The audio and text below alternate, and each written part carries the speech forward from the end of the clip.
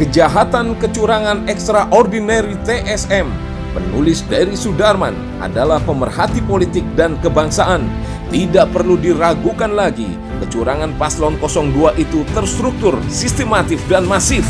Sudah bukan lagi dugaan atau indikasi, tetapi kecurangan-kecurangan itu memang sesungguhnya sudah nyata-nyata TSM. Bahkan suatu kejahatan luar biasa, extraordinary crime, seperti korupsi dan makar, akan sama persis dengan kejahatan kecurangan TSM di pemilu 2024 itu. Malah justru lebih dari sangat luar biasa, extraordinary crime. Kenapa bisa demikian? Penyebab utamanya adalah karena semenjak adanya pernyataan Jokowi sebagai kepala negara atau presiden telah secara terang-terangan berkesengajaan ke publik menunjukkan cawe-cawe politik dan keberpihakannya kepada paslon 02. Itu sudah menjadi bagian by grand design.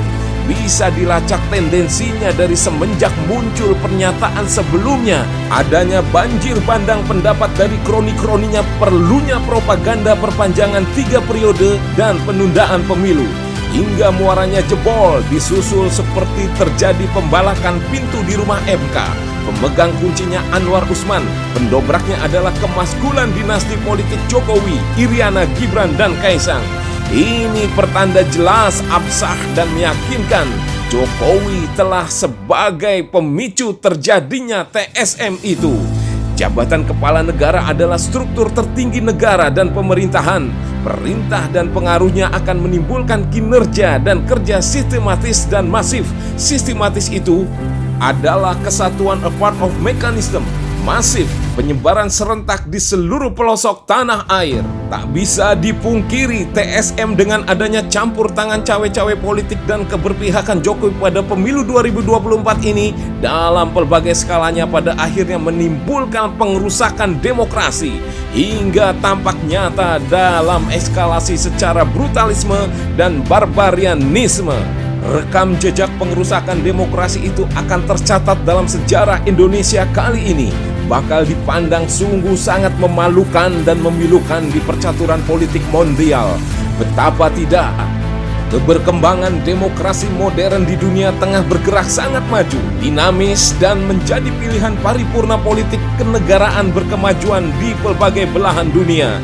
Justru malah Indonesia sebagai negara satu-satunya mengalami sebaliknya, kemunduran sangat luar biasa, melebihi dasawarsa 70-an saat mana otoritarianisme menguasai sebagian besar pilihan politik kekuasaan negara-negara terbelakang, terbodoh, dan termiskin di pelbagai belahan dunia, di Asia, Afrika, Amerika Tengah, Selatan, dan sebagian Asia. Dan TSM sebagai anak kandung otoritarian itu menjadi sinyal, ciri dari karakter cause prime. Pengerusakan demokrasi itu yang tiba saat periode pemilu akan selalu menjadi alat melenggangkan kekuasaan otoritarian itu. Maka, kontur refleksi kejahatan kecurangan extraordinary di Pilpres 2024 yang tampak kemunculannya di quick count. Jika publik kita masih tak cerdas, quick count akan menjadi alat legitimasi otomatis kemenangan paslon. Padahal itu sesungguhnya sebagai alat supremasi penipuan dan pembohongan publik.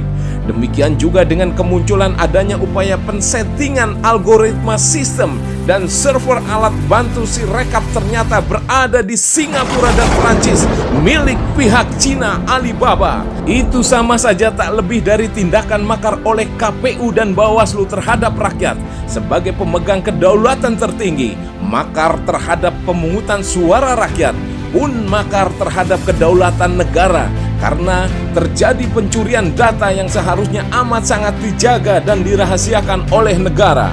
Maka lembaga KPU dan Bawaslu itu sendiri harus bertanggung jawab dan menjadi bagian pelaku kejahatan extraordinary TSM itu. Di puncaknya ada Jokowi selaku pejabat Presiden Republik Indonesia. Maka sungguh suatu yang miris dan mengerikan ketika bukti-bukti kejahatan kecurangan itu justru oleh paslon yang akan mengajukan legal standing harus menyesuaikan waktu hingga tanggal 20 Maret 2024 yang hanya tinggal 1 bulan lagi.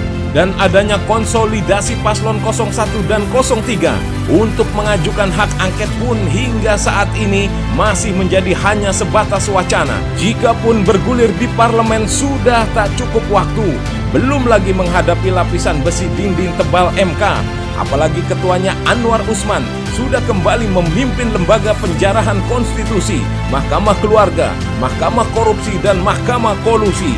Diperlukan adanya keberanian yang sangat luar biasa pula dari parlemen, seharusnya berbulat tekad untuk segera mungkin karena keadaan memaksa dan darurat menggelar sidang paripurna langsung dengan nota hak menyatakan pendapat. Pertama, pemakjulan Jokowi. Kedua, otomatis mendiskualifikasi paslon 02. Ketiga, menangkap ketua KPU dan Bawaslu serta para ketua penyelenggara lembaga-lembaga survei Quick Count. Keempat, otomatis 01 menjadi pemenang pemilu 2024 yang sesungguhnya sudah dilegitimasi oleh rakyat. Pertanyaannya, kenapa parlemen seharusnya tak perlu bertele-tele lagi? Langsung saja melaksanakan fungsional haknya dengan menyatakan pendapat sebagai fungsi tertinggi DPR, lebih dari sekedar hak angket, karena kejahatan kecurangan TSM itu sudah terang benderang. Upaya penyelidikan, penyidikan, dan bukti-buktinya sebagai legal standing sudah diserahkan dan diperiksa dan diverifikasi dari para paslon penggugat oleh KPU dan Bawaslu nanti. Seterang benderang pula upaya cawe-cawe politik Jokowi itu ditebarkan yang pastinya akan menuai badai. Wallahu a'lam bishawab.